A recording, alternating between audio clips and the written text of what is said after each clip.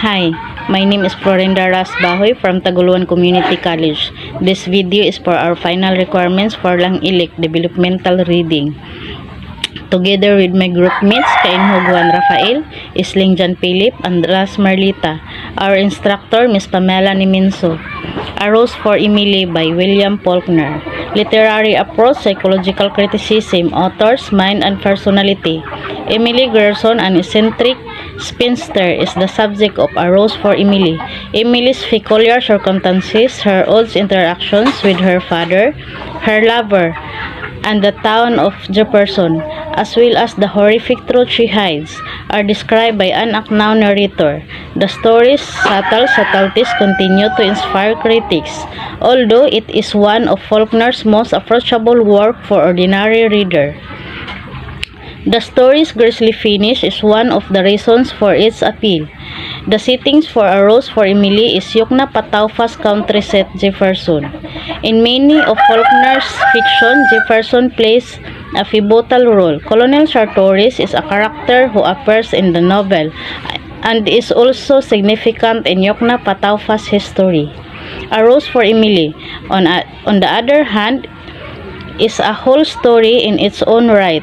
Although Faulkner modestly described it as a ghost story, many critics regard it as a masterpiece of extraordinary versatility.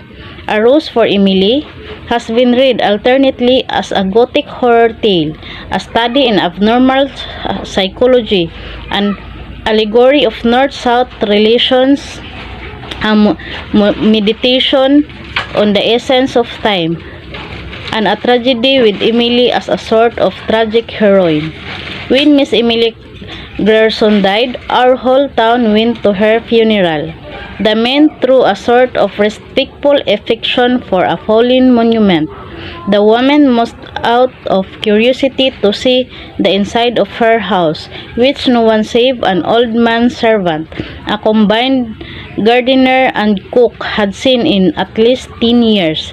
It was a big squarish frame house that had once been white, decorated with cupolas and spires and scrolled balconies in the heavily lightsome style of the 70s, set on what had once been our most selected street. But garages and cotton gains had encroached and obliterate even the august name of that neighborhood.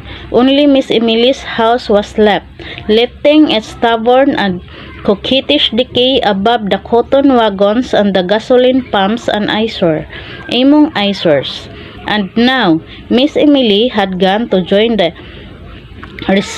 representative of those august names where they lay in the cedar bemused cemetery among the rank and anonymous graves of Union and Confederate soldiers who fell at the Battle of Jefferson.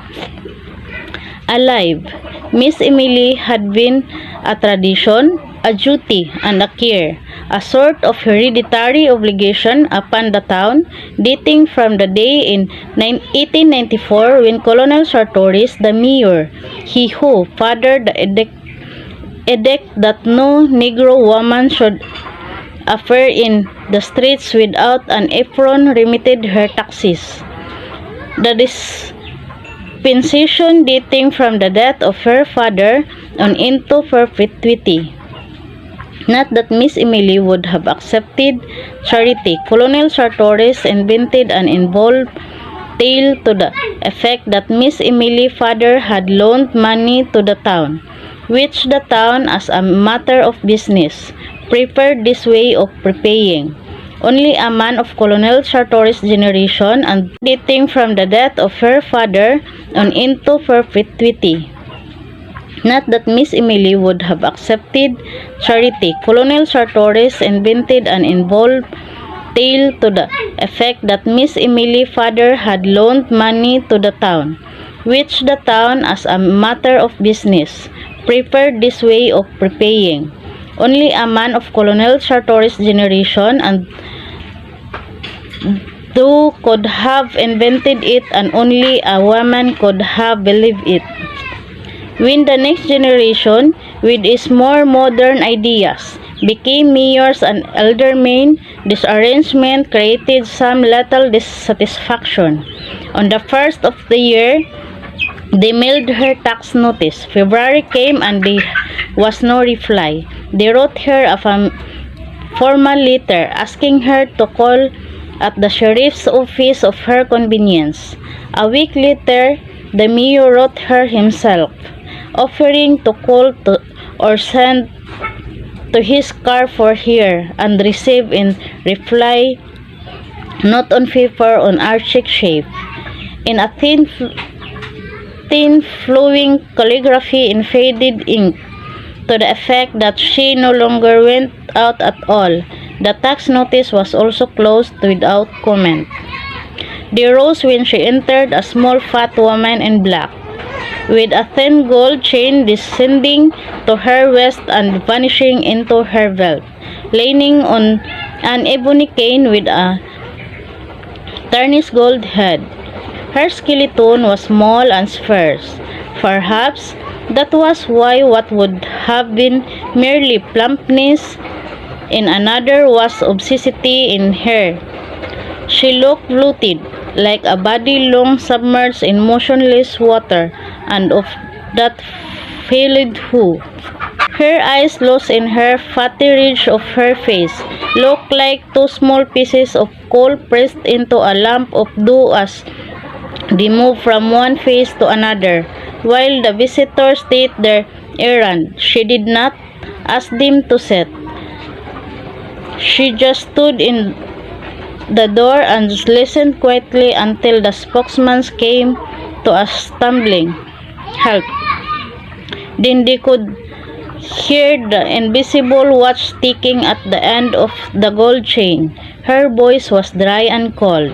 "I have no taxes in Jefferson. Colonel Sartoris explained it to me. Perhaps one of you can gain access to the city records and satisfy yourselves."